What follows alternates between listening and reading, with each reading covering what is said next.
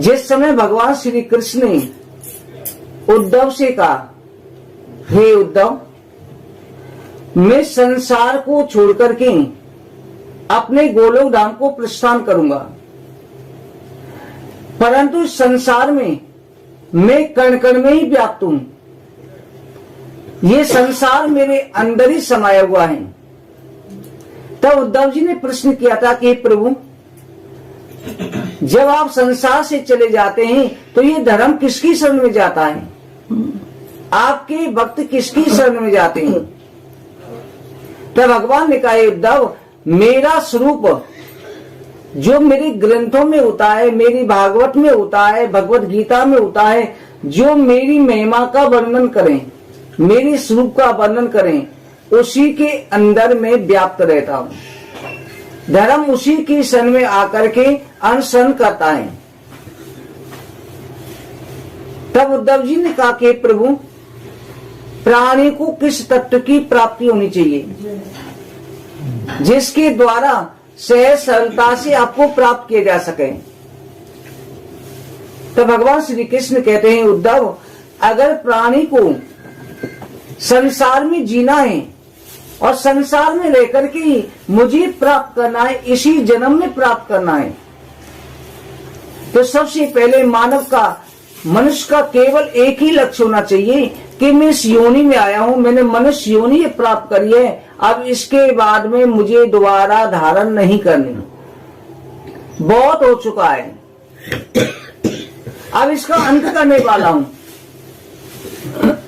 आखिरी यही यादें रखनी। आज आप यहाँ पर जन्म लिया, फिर माता पिता बनाए, पति पत्नी बने, फिर दोबारा से रिश्ता। कुएं की बाल्टी है, कुएं में डालो, उसमें से भर के निकालो, खाली करी, फिर दोबारा कुएं में भर ली। ऐसे कभी भी मुक्त नहीं हो पाएंगे। जिस समय इंसान जाग जाता है उसी समय सवेरा होता है। हम बहुत भटकले, असंख्य जन्मों से भटकते आ रहे हैं, इसलिए भी रिश्ते खत्म करके सबसे पहले उसके लिए गुरु की शरण में जाना चाहिए, क्योंकि गुरु बिन भविन तरे न कोई, जो विदंच शंकर सम होई। बिना गुरु के चाहे स्वयं ब्रह्मा जी और शंकर जी के ना हो, उनको भी गुरु धारण करने, उनका उद्धार भी तभी हुआ है। भगवान कृष्ण ने, राम ने, जितने भी अवतार है, सभी ने गुरु धारण करे। और गुरु जो है, जिससे आपको ज्ञान प्राप्त होता है, वही गुरु हो जाता है। जैसे दत्तात्रेय भगवान ने 24 गुरु धारण किए थे। भगवान श्री कृष्ण कहते हैं कि हमारे पूर्वज यदु एक बार भ्रमण करने जा रहे थे रथ में, तो उन्होंने देखा कि सामने एक अवधूत पड़ा हुआ है, शरीर पर भस्म लगा रखी है, और उन्होंने त्रिपुंड बना रखा है, वैष्णव और शिव का दोनों तिलक है उनके मस्तक पर, क्योंकि हरिहर के अवतार थे। उनको देख करके कि उन्हें ना सर्दी लगती ना गर्मी लगती, कोई उसको नमस्कार करके जा रहा है, कोई उनको कुछ भी कह के जा रहा है, कोई अपशब्द भी बोल रहा है, सबको एक ही दृष्टि से देखे हुए आराम से अपने आनंद में मग्न पड़े। यदु ने देखा कि कभी कोई उन्हें उठा करके हाथी पर बैठा के सजावट कर देता है, उनको चंदन लगाता है, माला पहनाता है, और कोई पत्थर भी मारता है, पर उन्होंने परमहंस वृत्ति धारण कर रखी है। स्वयं दत्तात्रेय भगवान थे। उन्होंने संसार को ज्ञान दिया कि अगर मुझ में लीन होना है, परमात्मा में लीन होना है, तो संसार की वासनाएं त्याग नहीं पाती है, और ये धीरे धीरे होता है। गृहस्थी में रह करके भी आप परम दत्तात्रेय माते परमहंस वृत्ति दान कर सकते हो। गृहस्थी के कर्म शरीर से करो, धन भी कमाओ, बच्चों को भी पालो, शरीर चलता रहे घर के कामों में, परंतु आपका मन परमात्मा में रहना चाहिए। हर समय राधा कृष्ण राधा कृष्ण राधा कृष्ण। हर व्यक्ति में, हर जीव में परमात्मा को देखो कि ये मेरे नारायण है। स्त्री हो तो ये मेरी राधा है, पुरुष है ये मेरे नारायण है। अपने इष्ट देव और इष्ट देवी का स्वरूप मान के संसार में चलो, तो संसार में परमहंस वृत्ति हो जाती है, फिर वो जन्म मरण से मुक्त हो जाता है, क्योंकि हर जगह से परम ब्रह्म दिख रहा है। महाराज यदु दत्तात्रेय महाराज के चरणों में जाके गिरे, कहा कि भगवान आप कौन हैं? दत्तात्रेय ने कहा कि मैं दत्तात्रेय हूं। तो महाराज यदु ने पूजन किया कि प्रभु आपको ये अवस्था कैसे प्राप्त हुई? आप तो पर नारायण के अवतार हैं और नारायण को भी जरूरत नहीं है किसी अवस्था की, पर आपने ये अवस्था संसार में रह के कैसे प्राप्त करी? तो दत्तात्रेय भगवान कहते हैं राजन, मैंने कई गुरुओं से सीखी है। वैसे मेरा दीक्षा गुरु एक है, जिसका मैं नाम मंत्र जप करने वाला एक ही गुरु होता है, और जो गुरु बन गया उसमें दोष मत देखो। परंतु ज्ञान जिन जिन से प्राप्त करे उनको भी गुरु के समान मानो, गुरु मान लो ने। जैसे प्रथम गुरु माता होती है, माँ भी गुरु की तरह है, बच्चे को सिखाती है। पिता भी गुरु होता है, बच्चे को अच्छे बुरे संस्कार देता है। शिक्षक जो होता है वो भी गुरु होता है। जो ब्राह्मण अपना आपके जन्म से लेकर के कार्य कराता है, पूजा पाठ कराता है, वो भी गुरु होता है। जिस ब्राह्मण ने शादी पढ़ी वो भी गुरु होता है। इन गुरुओं का हमेशा सम्मान करना चाहिए। तो दत्तात्रेय महाराज ने कहा कि राजन सबसे पहला गुरु मेरी कुंवारी कन्या है।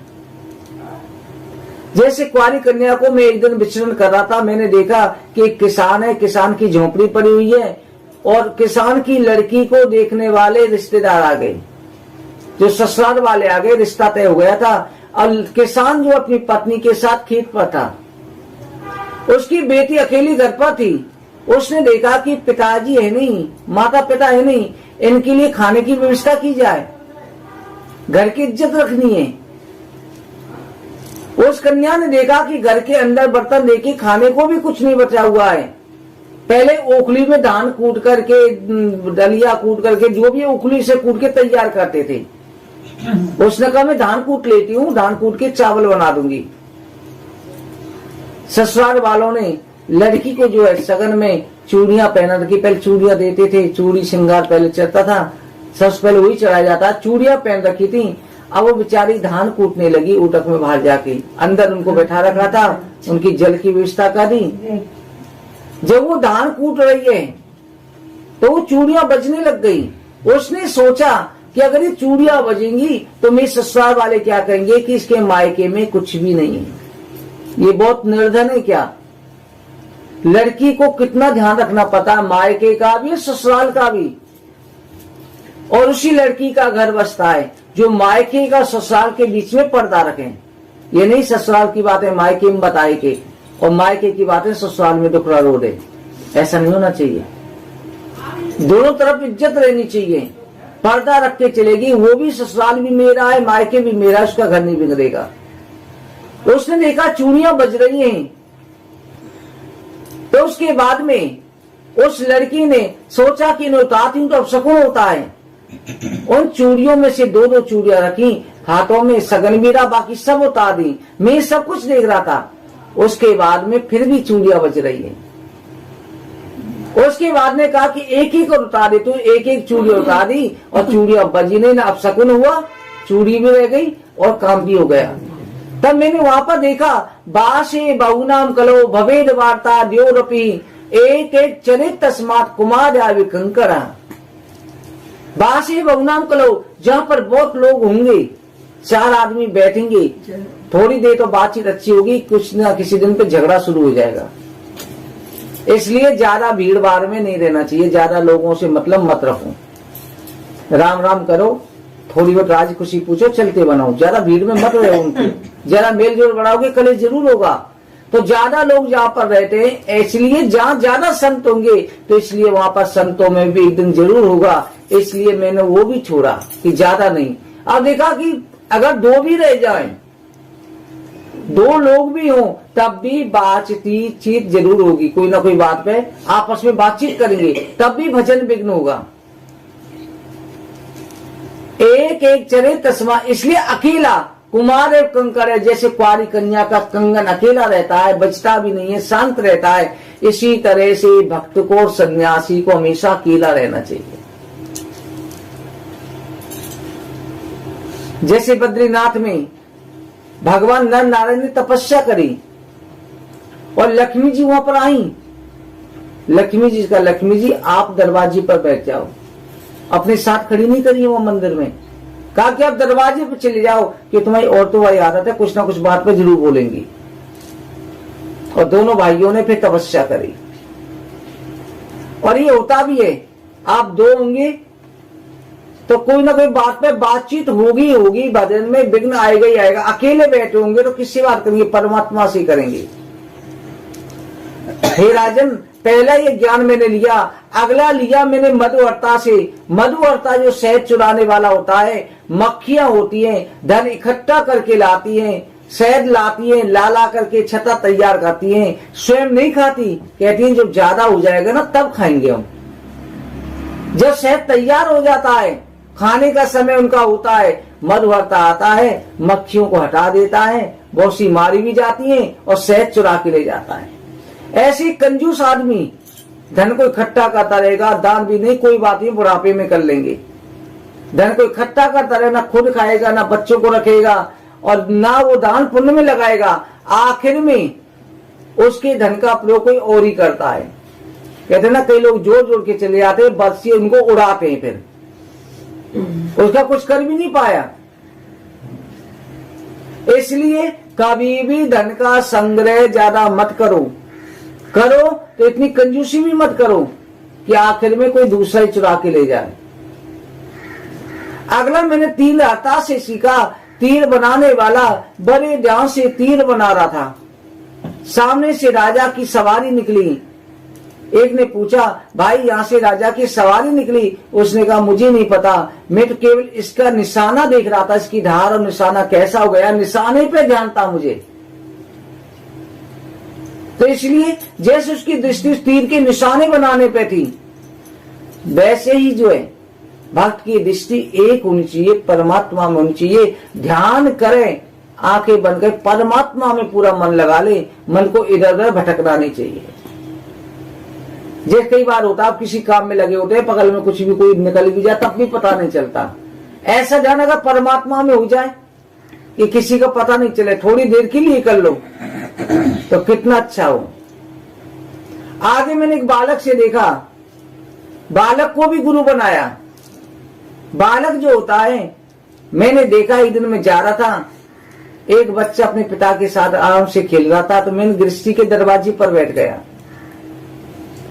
उसी समय पर उस लड़के के पिता से कर्जदार जो पैसा मांगने के लिए आए। उसका पिता बोला कि बेटा मैं अंदर जाके छिप रहा हूं, उससे कह देना पापा नहीं है। पिता जाके घर में छिप जाता है। जब वो कर्जदार आता है, आके बच्चे से पूछता है, तेरे पापा हैं? तो बच्चा कहता है, पापा कह रहे हैं पापा अंदर हैं, पापा कह रहे हैं कि मैं घर पे नहीं हूं, कह देना। बच्चा झूठ नहीं बोलता। और बच्चे के सामने अगर दुश्मन भी, छोटा सा बच्चा है, दुश्मन हो, उसकी गोदी में चला जाता है, इसको सामने सर्प खेल रहा हो, उससे भी खेलने लग जाएगा। बच्चे सर्प के संग भी खेल लेंगे, सबके संग खेलते हैं छोटे से बच्चे।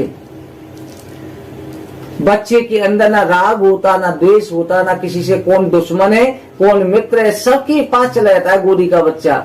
ऐसी परमात्मा है। जैसे छोटा सा बच्चा, कोई छोटा बच्चा है 6 महीने का भी, आप प्यार से लो उसे, आ जाएगा।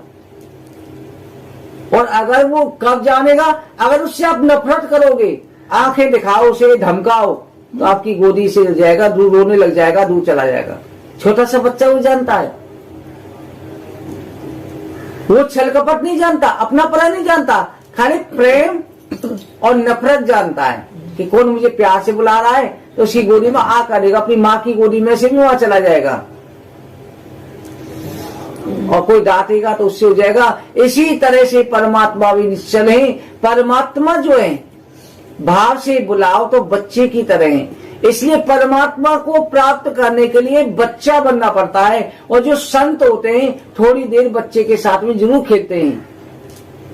एक संत है, उनका नाम भूल रहे हैं, भक्तमाल कथा आती है। वो जमुना जी के किनारे रहते थे और हमेशा बच्चों के साथ खेलते रहते थे रमण रेती में।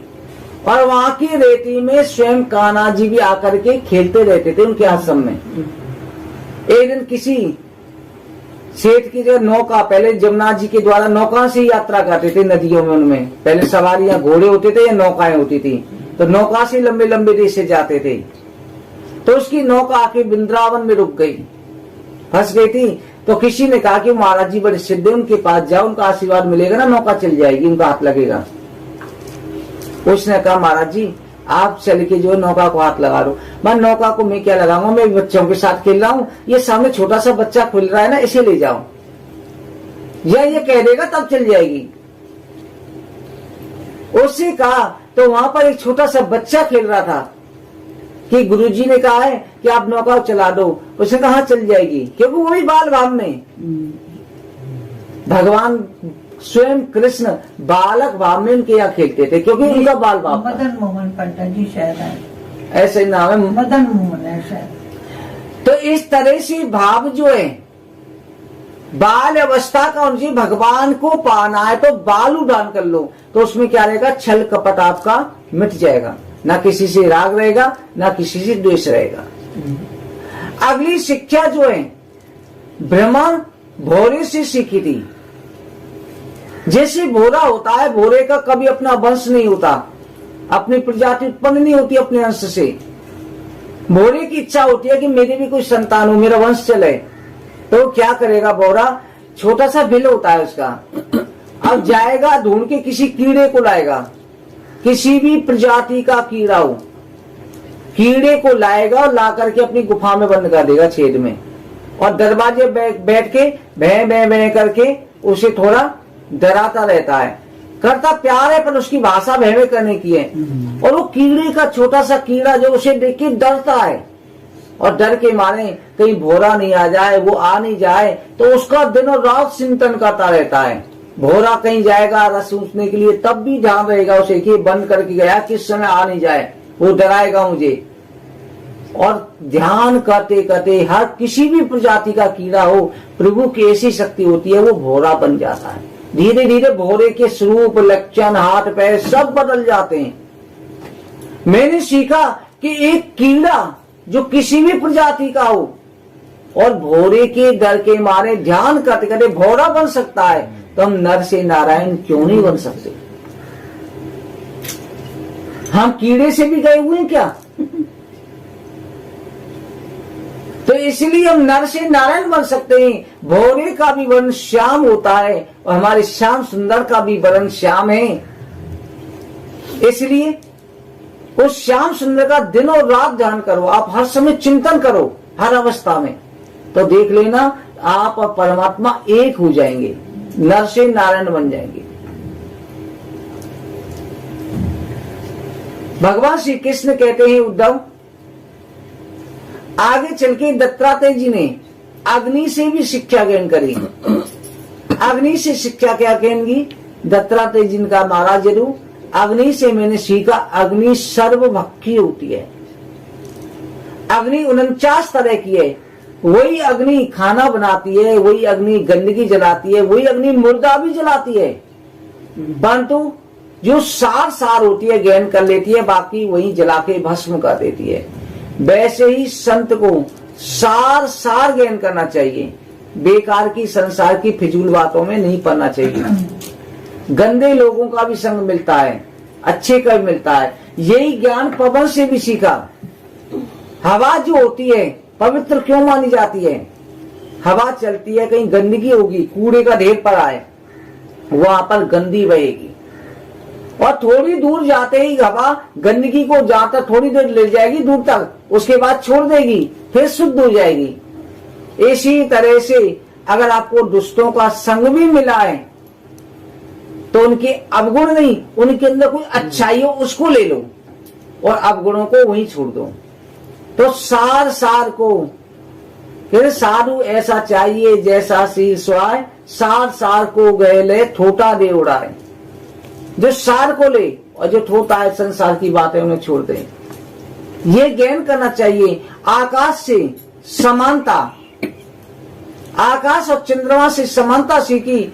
आकाश, चंद्रमा, सूर्य को, आकाश को कोई गाली भी दे रहा हो, सूर्य को कोई गाली भी दे रहा हो, तब भी उजाला सबको देता है। आकाश सबको छाया देता है, वैसे परमात्मा को कोई माने या नहीं माने, परंतु रक्षा सबकी करते हैं, पालन पोषण सबका करते हैं। ये ज्ञान आकाश से, सूर्य से, चंद्र से सीखा। पृथ्वी से सहनशीलता, पृथ्वी से सहनशीलता ये सीखी। जिस तरह से पृथ्वी पर कोई लात भी मारता है, कोई पृथ्वी को पूजता भी है और कोई लात भी मार रहा है, गंदगी भी पृथ्वी पर कर रहे हैं, मल मूत्र का विसर्जन भी पृथ्वी पर होता है, परंतु पृथ्वी कभी भी जो है अपमानजनक सहन नहीं करती। ये नहीं कहती इसने मेरा अपमान किया, मेरे ऊपर गंदगी कर रहे हैं। कितना सह रही है कि पृथ्वी के ऊपर कोई अपने सिर पर गंदगी करे, कितना गुस्सा आएगा। पृथ्वी के ऊपर त्याग रहे हैं सब कुछ, फिर भी पृथ्वी जो हमेशा रक्षा करती है, रसातल को नहीं जाती। कोई उसकी पूजा भी कर रहा है, उसको भी छाया देती है। सबको अपनी माँ की तरह प्यार करती है, जैसे माँ पुत्र को प्यार करती है वैसे ही प्यार करती है। वैसे संसार में कोई आपकी पूजा करे, चाहे आपको गाली दे, सबको एक दृष्टि से देखो, प्यार करो। सब में भगवान को देख के सबको प्रेम दो। वृक्षों से देखा, वृक्ष को लोग जो है पत्थर मारते हैं, जिस वृक्ष में फल होंगे उसी को पत्थर मार ले जाते हैं, और जिसमें कुछ भी नहीं लगता सीधा खड़ा होता है, जिसमें कुछ भी नहीं है उसको कोई कुछ भी नहीं कहता। इसलिए जिस व्यक्ति में गुण होंगे वही झुकेगा और गालियां भी उसे पड़ेंगी। आप अच्छाई करते ना किसी साथ, फिर भी बुराई आपको ही मिलेगी, अच्छाई के साथ बुराई मिलती जाएगी। और जो संसार में किसी से मतलब ही नहीं रखता, उसको कोई बात भी नहीं करना, उसको बुराई देगा, अच्छाई नहीं देगा ना बुराई भी नहीं देगा। इसलिए बहुत से लोग कहते हैं ना हम अच्छा करते हैं, बुरे कहते हैं, सबसे दूर रहते हैं, परंतु उससे भी नहीं चलता। परंतु अच्छाई करते जाओ, हमेशा अच्छाई करो, पत्थर तो मिलते ही मिलते हैं। ऐसे ही संत को जो हमेशा परोपकार भी लगा रहना चाहिए, चाहे कोई गाली दे, चाहे कोई बदनामी करे, कुछ भी करे, अपना कर्म करते रहो। ये ज्ञान जो व्यक्ति धारण कर लेता है उसे संसार में आवागमन से मुक्ति मिल जाती है। भगवान श्री कृष्ण कहते हैं कि हे उद्धव, मुझे पाने के लिए केवल भक्ति की आवश्यकता है। मैं किसी पूजा पाठ हवन यज्ञों से, पूजा पाठ हवन किए जाते हैं किस लिए कि हम गृहस्थी हैं, इनसे हमारे धन की शुद्धि हो, हमारे पितरों का उद्धार हो, हमारे पाप कटें। परंतु जब भगवान में लीन हो जाता है, परमात्मा का एकाकार हो जाता है, फिर उसे संसार की किसी चीज की आवश्यकता नहीं होती, वो परमात्मा में खो जाता है। हे उद्धव, इसके लिए जो है प्राणी को सबसे पहले अपनी दृष्टि सुधारनी चाहिए, तभी सृष्टि सुधरेगी। अपनी दृष्टि में जो है ये ध्यान रख लो कि परमात्मा की सृष्टि में दोष भी हैं और गुण भी हैं, परंतु मैं सबको केवल निर्गुण देखूंगा, किसी में दोष देखूंगा ही नहीं, सभी मेरे परमात्मा के स्वरूप हैं। दृष्टि सुधार लो तो आपको सृष्टि सुधरी हुई नजर आएगी। जब आप सब में बुरा देखने में चला, मुझसे बुरा ना कोई। संसार में बुराई ढूंढते रहते हैं पर अपने अंदर की बुराई नहीं देखते, मेरे अंदर भी कमी है। कहते खोज डाला सारा जहां, कुछ पता तेरा नहीं, जब पता तेरा चला तो अब पता मेरा नहीं। भगवान को हम जगह जगह ढूंढते हैं, अनुष्ठान करते हैं, तीर्थों में जाते हैं, परंतु परमात्मा नहीं मिलते। परंतु जब परमात्मा को ढूंढेंगे तो परमात्मा तो अपने अंदर ही बैठा है, और जब परमात्मा मिल जाएगा तो नर और नारायण एक हो जाते हैं, आत्मा परमात्मा का मिलन हो जाता है। जब दोनों एक हो गए तो कौन भगवान है कौन भक्त है कोई पता नहीं चलता।